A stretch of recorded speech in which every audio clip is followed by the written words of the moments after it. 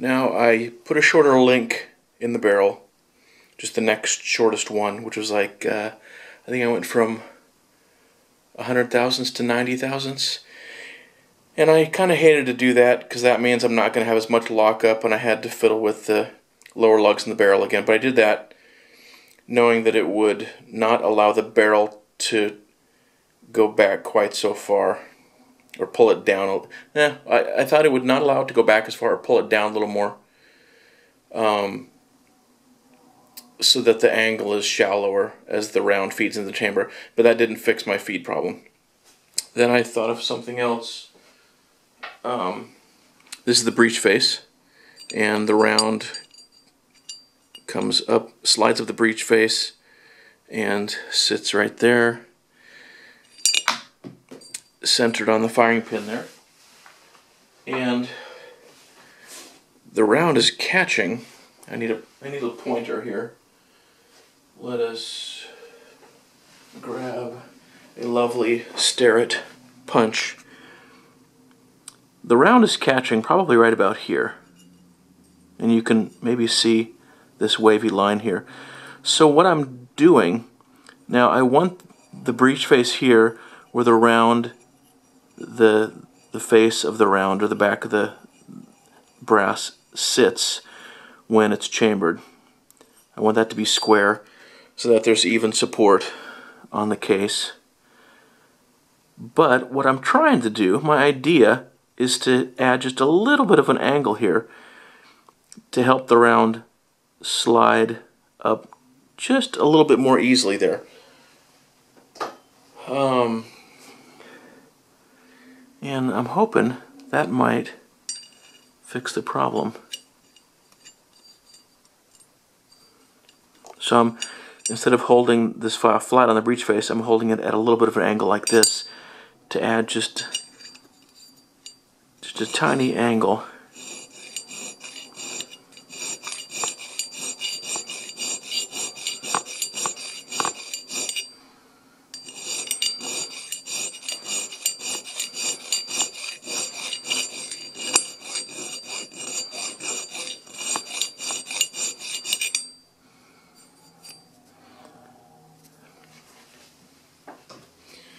And polish it a little bit.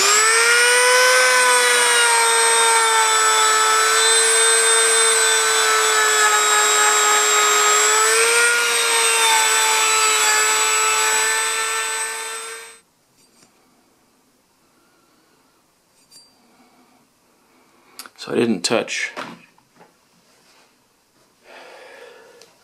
from probably here on up. I didn't touch that, so I should have, this should be nice and square still, but from here down to here I should have a little bit of an angle, which I'm hoping, I believe the rim is catching right around here. Hopefully we'll let that slide up in there and get me past this huge hurdle I've had.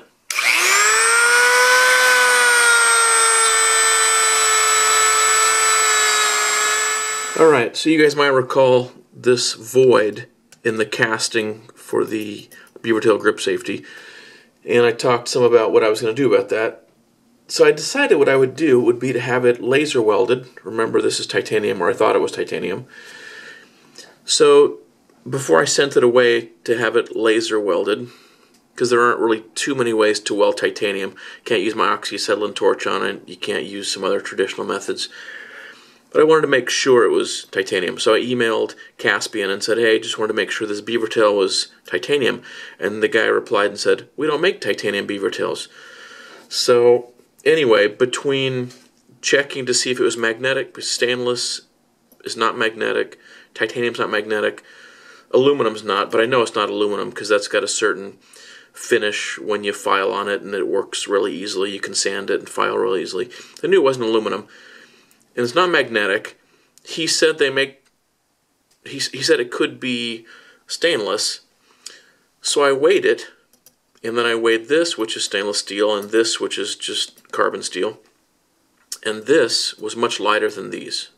It's not aluminum, lighter than steel, so I know it's titanium. So I emailed him again, and he said, oh, we used to make them out of titanium. So that would have been helpful if he'd said that. But that's okay. It was kind of interesting to weigh these and see the difference between titanium and steel. Same thing with the mainspring housing here. I weighed it, and this one is stainless. This is much lighter. And again, I know these are not aluminum because the patina is just very different, and they're really hard. So if you try to file them or whatever, it's much more difficult to work on them than aluminum. So they're definitely titanium. Found a place locally that could laser weld this Void, but it was like $100. So long story short, I've spent a lot of money on this build already, and it's really not a huge deal. It's a minor thing. So I've decided not to worry about it. And if I put epoxy in it or something, this is all going in the oven after I paint it. So I think that could be a problem with the epoxy, and so I'm just going to leave it. I'm going to paint it, and I don't think it's a huge deal. So that's the story on the Beavertail grip safety.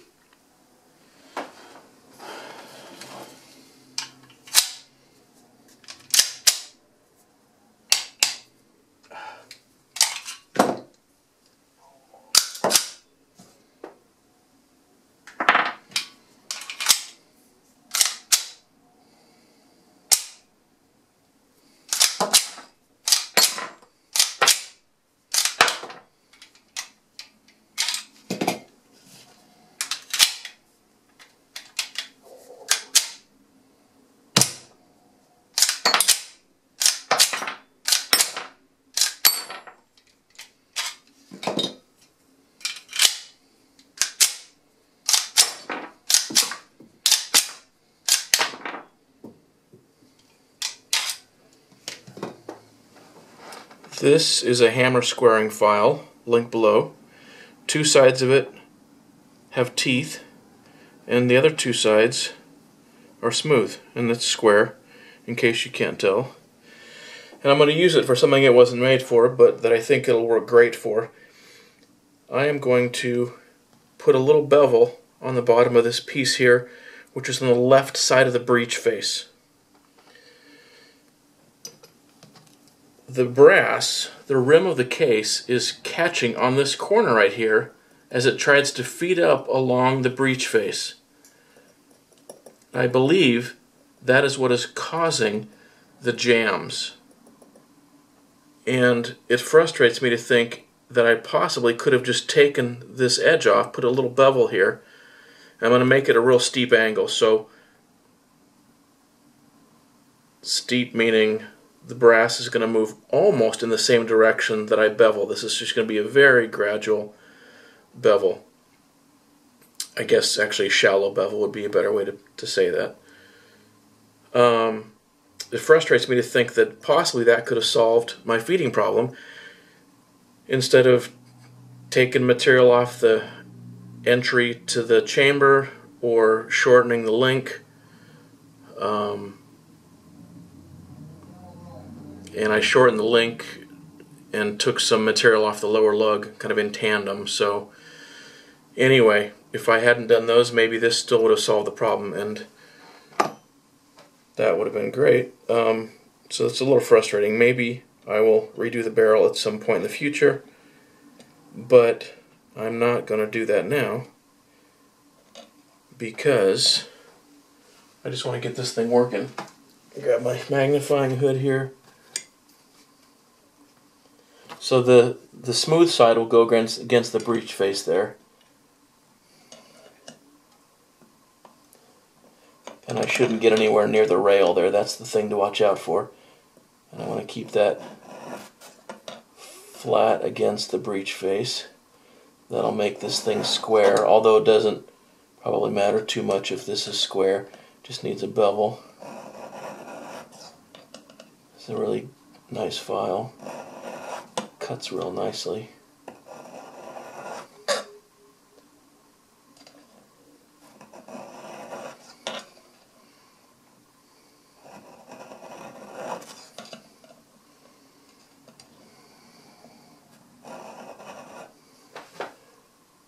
I'm not touching the rail there. I mean, hitting the rail there wouldn't I don't think it'd do anything other than annoy me.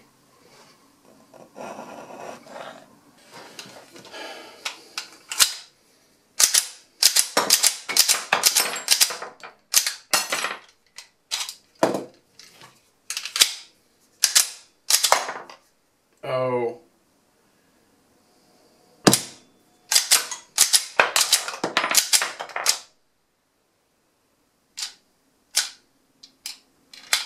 I don't know why that didn't eject.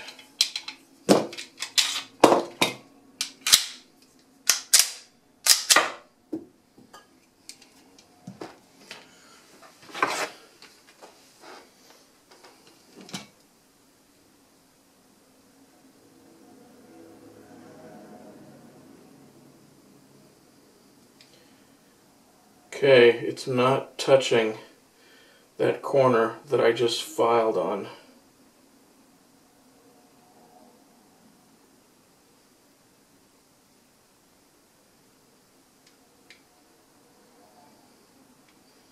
So that didn't solve all the problems.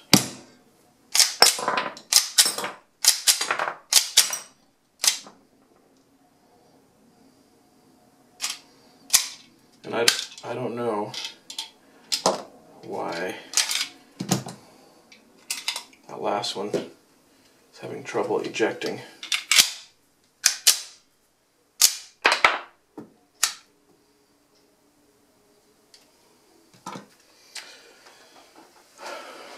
Still needs some work.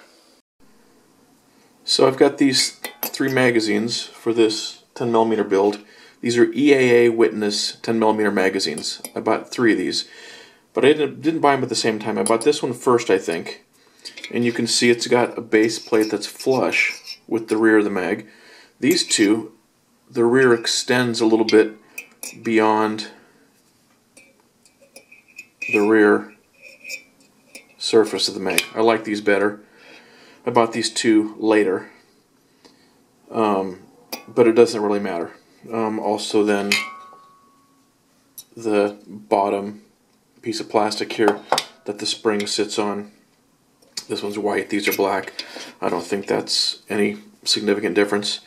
One other thing, let me rotate these around. So this is the first one I bought, and these are the other 2 that I bought together later on. I don't know if you can see this detail. If you look at this part right here, this one is different. It's rounded there and a little flat here. This one has this sharp corner and then a longer, more gradual slope on that. I don't think any of these differences matter. I was just studying these mags. I had only been using one of these for my testing, you know, getting all the unreliable feeding. But even using all 3, it seems like it doesn't make a difference which mag I use. So there are some differences between them, and I think they're all because I bought this at one point and then I bought these together later on. But I don't think the differences matter. So what I'm going to try now, and one of you suggested this, and it might make a difference. We will see. I feel like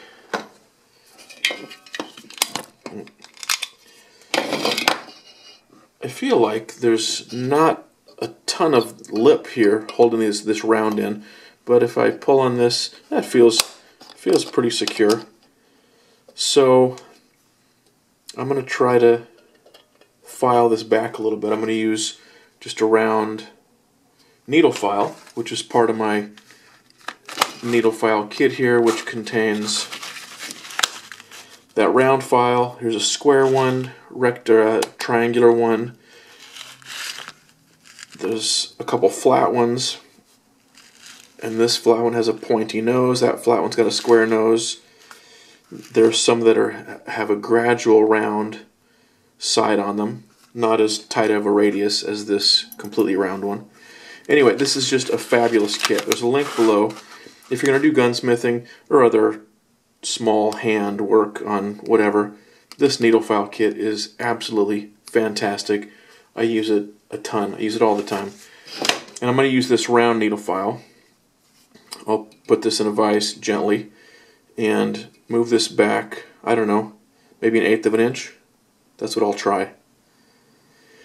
And the objective would be, the idea is, so right now this thing comes forward quite a ways before it pops out and rotates up, and then the result is that you get this steeper angle as this thing tries to go into the chamber, and that's where it's jamming. That's the issue.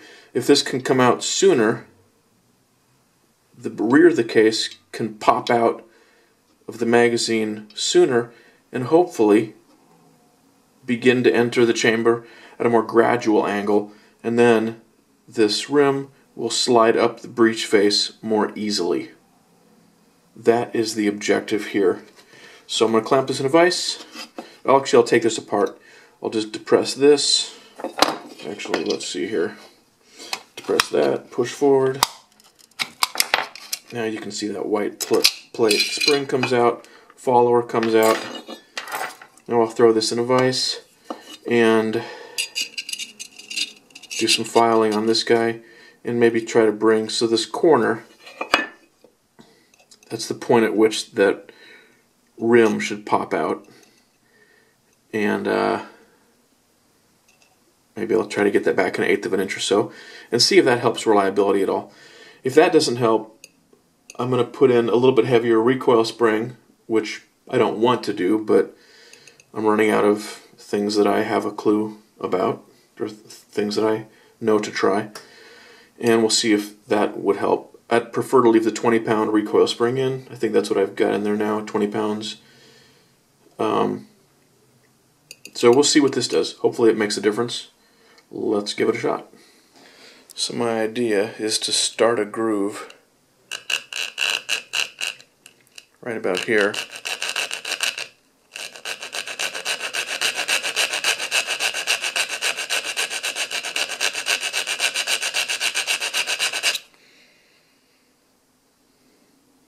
And then that'll define the new rear edge. I'll define the new piece here. This new piece.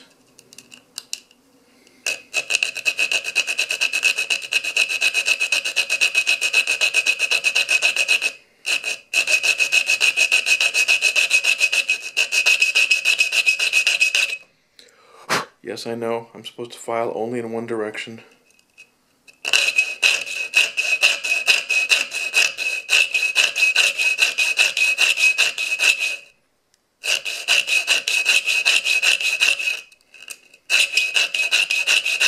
But this is easier.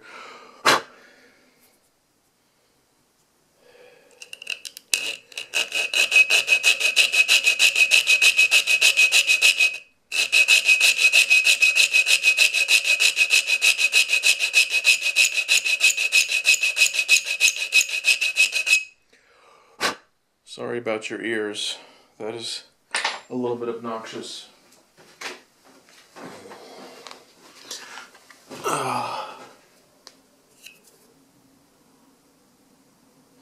Now, let me get another one here to compare against. Okay.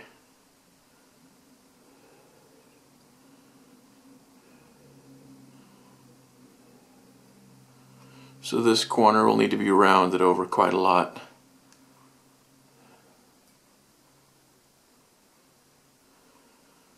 So this will come up gradually, and then I'll probably file a little more on there, get rid of this little peak. So file this a little deeper and then knock this peak off to basically extend this curve further that direction. Then I'll finish up by rounding this over nicely. I'll use a different file for that.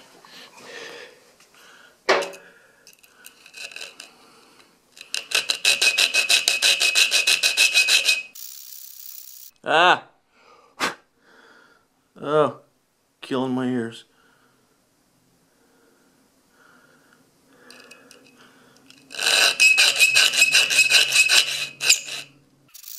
Gonna keep this square, both this direction and this direction. Alright, I think that's probably pretty good. What I may do now is take the Dremel, because I can very, very gently get a nice curve like this.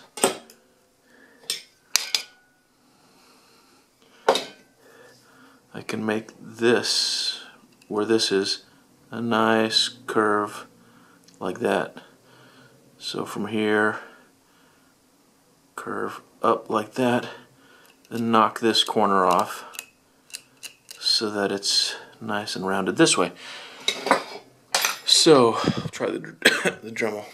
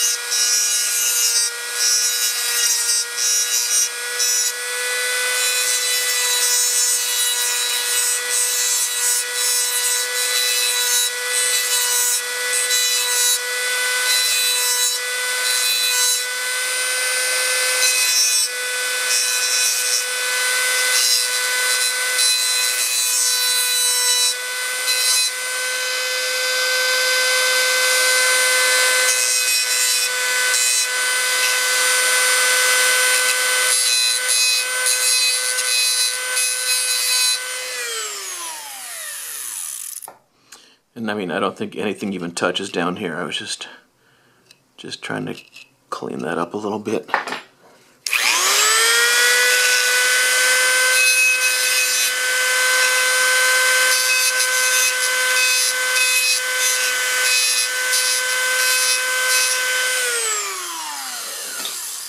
Let me tell you, I know there are people that see the Dremel and they grimace or freak out, but man, you really, really can be very delicate and precise with it. I totally love a Dremel.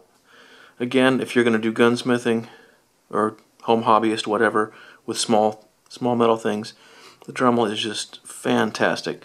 Alright, in fact, I'm going to use it just to round those over. I think I will have ended up taking more than 1/8 off, but, well, we'll see here.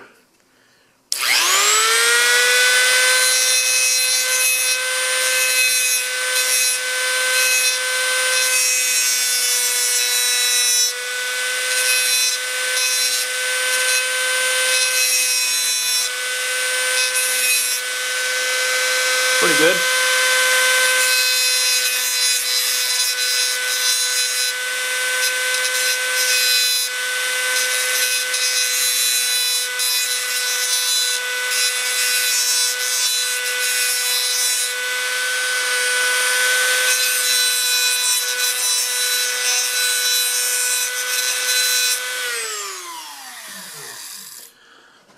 All right.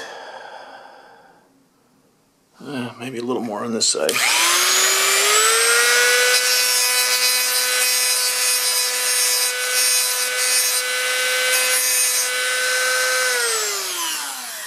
Alright, then what I want to do is deburr that. It's really sharp, and you want the rim to slide out from under there without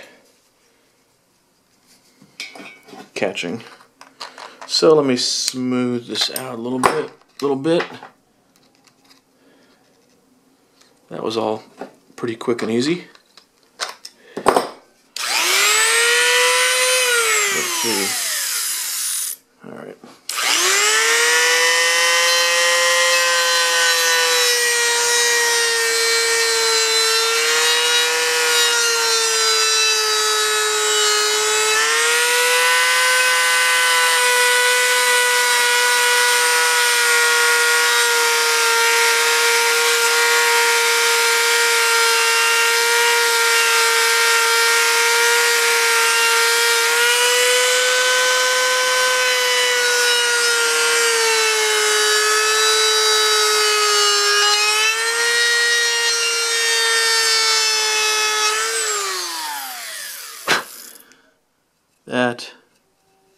is beautiful. This is very smooth, looks beautiful.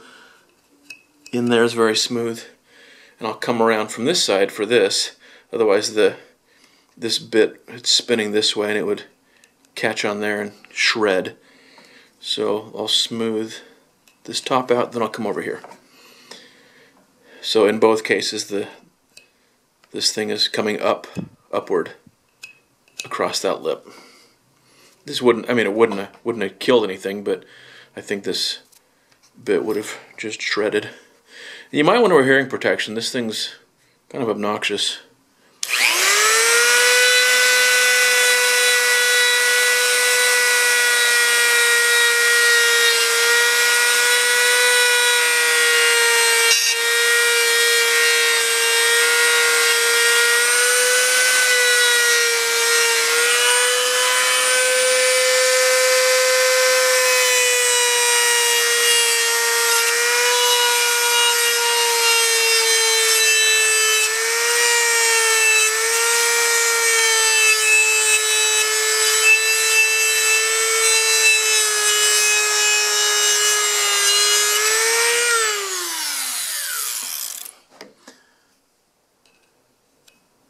Oh yeah, nice and smooth. So I have no clue if I just ruin this mag or if this is going to help anything, but we'll see. And then this was not clamped very tight in there at all, because you don't want to crush that. All right, let's take a look at this. Let me load a few rounds in here. This is the mag that I just worked on. Now it looks to me like this round is tilting slightly further up than before, which frankly I would expect, and that was a fear I had, because like I said, those lips already weren't that long. So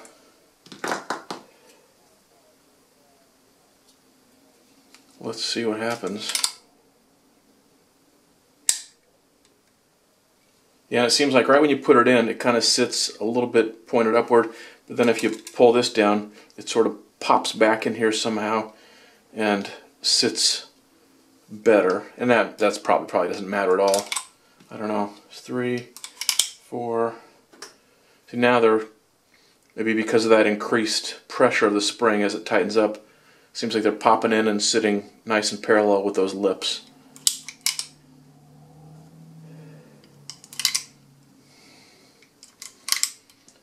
I lost track of how many I'm putting in here.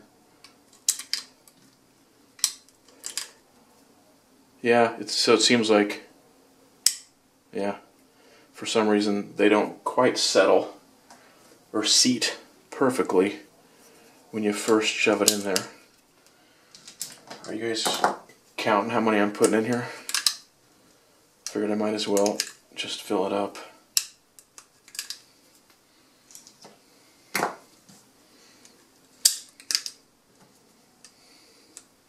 Alright, that's full. That was it. That last one wouldn't go. Yeah, so these lips are definitely short now.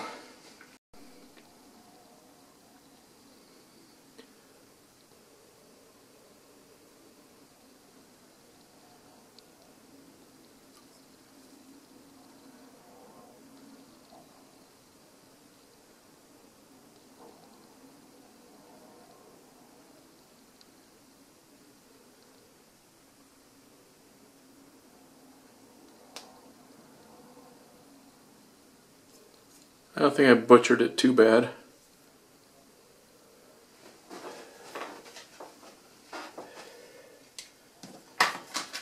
Alright, my wife is downstairs, so our bedroom's on the other side of this wall.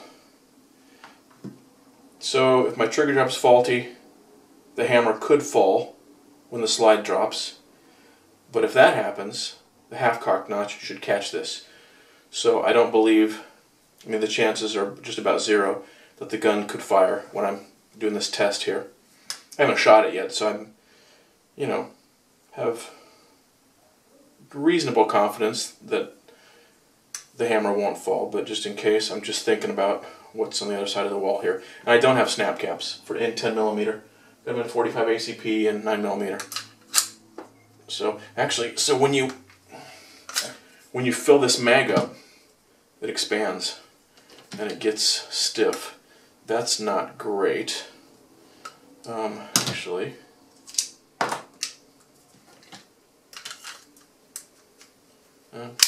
still stiff. So we'll see what these other mags do. All right.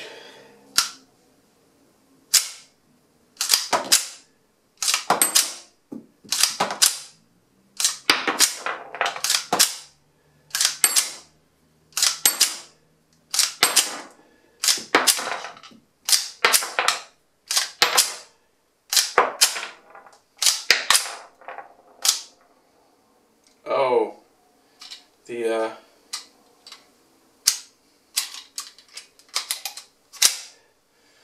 looks like the extractor didn't quite hook on that one. Let's see. Or maybe I just didn't pull it back hard enough and it popped loose. I don't know. Well, see what this is empty. It goes in real easily. Huh. What do you know? That is interesting.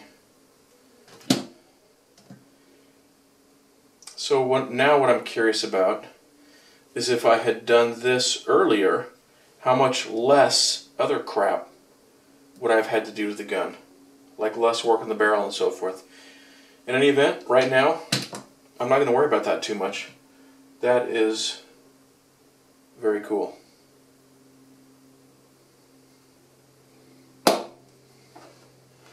So if you'll notice, this bullet is seated super deep in this case. So what I just noticed after I ran that test with the Magnum modification is that a bunch of these rounds that I've been using, which is Hornady Custom XTP, and this is great ammo, I really like it. What I noticed was that the bullets were getting pushed in further and further into the case. And this is an extreme example of one that did that. So that is a big concern. I took one of the rounds where this had not occurred, and I think it's one I had actually been using for some of the testing, but it was pretty close to correct length, which is 1 250 thousandths for 10 millimeter, or at least that's what these are. They're 1 1/4.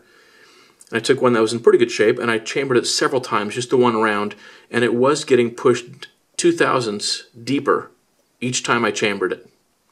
So I don't know if the XTP by Hornady is just if the crimp on here is too loose, looser than it ought to be, looser than ideal, or looser than this particular gun ought to have it.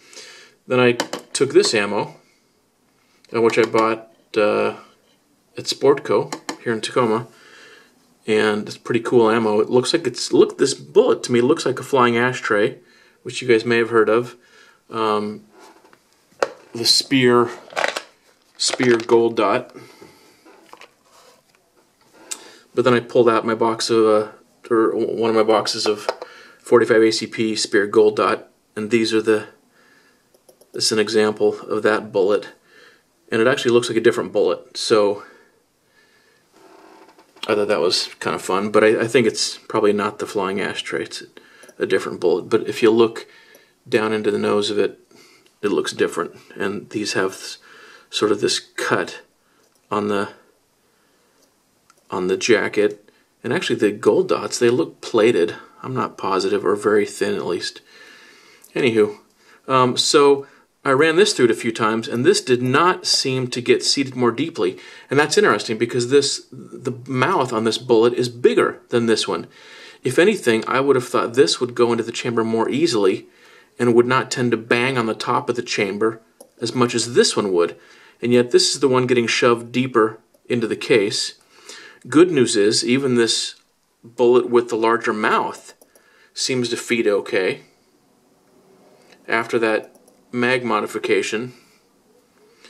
So that's really great news, and doesn't seem to be getting pushed.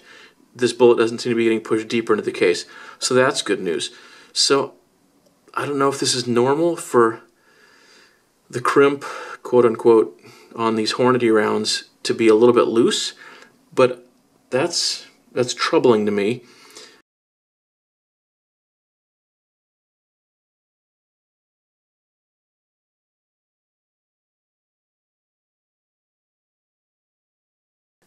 And I'm not sure how interested I am in using a round where when the round gets chambered, the bullet could get shoved deeper into the case, because that's going to increase your pressures. And I don't really want to experiment with that with the gun in my hand. So anyway, that's interesting. But this one seems okay. So this is bad news. Bad news over there and good news here.